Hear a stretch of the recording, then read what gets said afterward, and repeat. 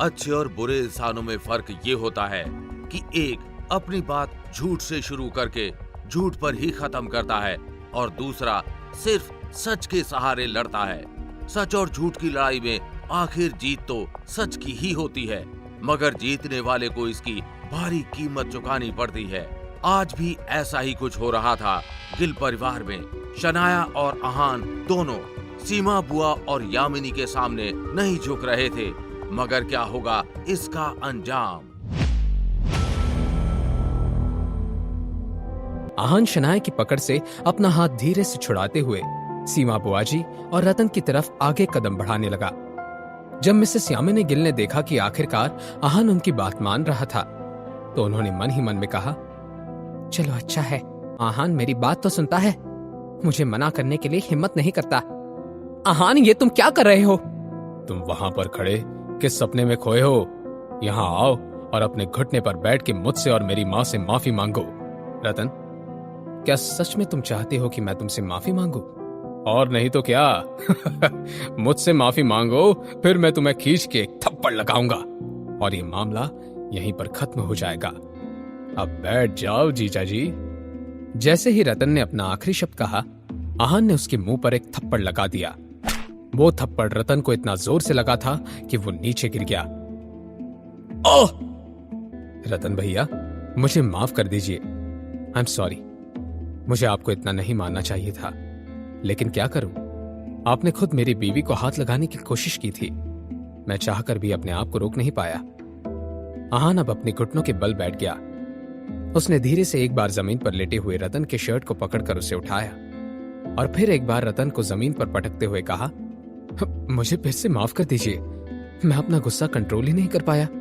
वैसे मेरी शनाया के घर आकर आपको तमाशा करने के लिए किसने कहा था?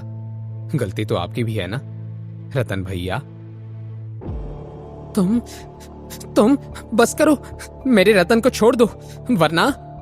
आहान ने उनकी तरफ एक नजर देखा भी नहीं और फिर से रतन का शर्ट पकड़ लिया। अब आहान ने रतन से सवाल करते हुए कहा, रतन भाई, वो सीमा बुआ जी वरना कह रही हैं, आप बताइए वो क्या कर सकती हैं? कहिए ना, आप कुछ बताते क्यों नहीं? आहान, मैं शनाया को डराना नहीं चाहता। अगर इस वक्त उन्होंने मुझे नहीं रोका होता तो मैं उस लालची रतन और उसकी मां को अच्छा सबक सिखाता। मॉम, क्या इतना काफी है? या फिर आप चाहती हैं कि मैं इससे माफी मांगना कंटिन्यू करूं? आहान, क्या तुम्हें कानून का, लोगों का, किसी का भी डर नहीं है? मैं आपको कैसे मार सकता हूं? आप शनाया की मॉम हैं। भले ही आप मुझे अपना दामाद नहीं मानती हो, मेरे लिए आप मेरी अपनी मॉम की तरह हैं। लेकिन हां, मैं आपको एक बात याद दिला रहा हूं, मैं गिल परिवार का घर जमाई हूं, कुत्ता नहीं। अगर कुछ चीजें अपने हद में ही रहे तो अच्छी लगती है। क्या तुम मुझे धमकी दे रहे हो? मॉम, ये कोई धमकी नहीं है। मैं तो बस आपको एक एडवाइस दे रहा था जो आपके बहुत काम में आने वाले थे। अच्छी एडवाइस है आहान, बहुत अच्छी एडवाइस है।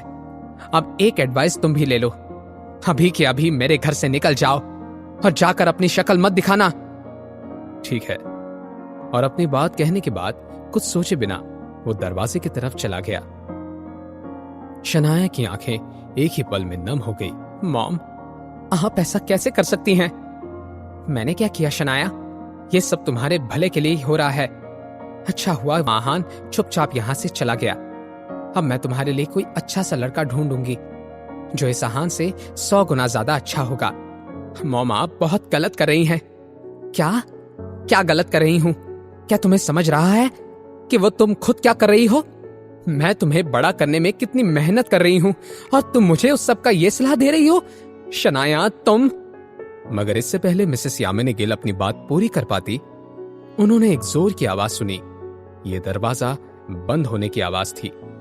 मिसेस यामिनी गिल ने देखा कि शनाया घर से चली गई थी। मिसेस यामिनी गिल को यह समझ में नहीं आ रहा था कि उन्होंने किसी का क्या बिगाड़ा था कि उन्हें यह दिन देखना पड़ रहा था। वो भागकर दरवाजे के पास गई और चिल्लाने लगी, शनाया, तुम कहां जा रही हो? वापस आओ शनाया, मैंने कहा वापस आओ। लेकिन इसका कोई फायदा नहीं था। भाभी, अगर इस बार मेरे रतन को कुछ हुआ होता तो मैं आपको बिल्कुल भी माफ नहीं करूंगी। भाभी आप चिंता मत कीजिए, रतन को कुछ नहीं होगा। मैं अभी एम्बुलेंस को कॉल करती हूँ। ऐसा नहीं था कि मिसेस यामिनी गिल को रतन की कोई फिक्र नहीं थी। हर रोज ऐसे तमाशों का हिस्सा होता था रतन। लेकिन बात मिसेस यामिनी गिल के राज की थी।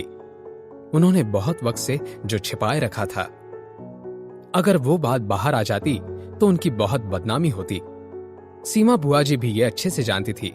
भाभी, मैं तुम्हारे सारी करतूतों को अच्छे से जानती हूं। अगर मेरे कहने के मुताबिक कुछ नहीं हुआ तो फिर मैं आपको दिखाऊंगी कि मैं क्या क्या कर सकती हूं। सीमा दीदी, आपको परेशान होने की बिल्कुल जरूरत नहीं है। जैसे ही शनाया वापस लौटती है, मैं उसे 25 लाख रुपए लेकर आपके पास भेज दूंगी। भाभी, इन हालातों को देखकर मुझे नहीं लगता कि 25 लाख रुपए काफी होंगे। देखिए, आपके उस निकम्मे घर जमाई ने मार मार कर मेरे रतन का क्या हाल बना दिया है। मुझे और पैसे चाहिए। वो नई कार वो मेरे बेटे को दे दो, और जब शनाया वापस आए तब उससे कहना कि मेरे 25 लाख रुपए कैश ले आए। क्योंकि मिसेस यामिनी गिल के पास कोई दूसरा ऑप्शन नहीं था, उन्होंने चुपचाप हामी भर दी। उनकी हामी के जाने के बाद सीमा बुआजी मन ही मन में मुस्कुराते हुए बोली, अरे वाह, अब तो मेरे पास एक महंगी कार भी है और ढेर सारा पैसा भी। महान तो मेरे लिए बड़ा लकी निकला। अब जब तक मेरे पास पुरास है तब तक मेरी जिंदगी आराम से कटेगी। ऐसा कौन सा राज था जिसके सहारे सीमा बुआ अपनी साजिशों को अंजाम दे रही थी? क्या यामिनी यूं ही ब्लैकमेल होकर सीमा के चंगुल में फंसती चली जाएगी? क्या शनाया और आहान को मालूम पड़ेगा इस राज का सच? क्या रह जाएंगे दोनों अनजान? आखिर कहां रहेंगे आहान और शनाया अब? जानने के लिए देखिए अगला एपिसोड सिर्फ पॉकेट एफएम के यूट्यूब चैनल पर। और सीक्रेट अमीरजादा के सारे एपिसोड्स को सुनने के लिए डिस्क्रिप्शन में दी गई लिंक से डाउनलोड कीजिए पॉकेट एफएम ऐप।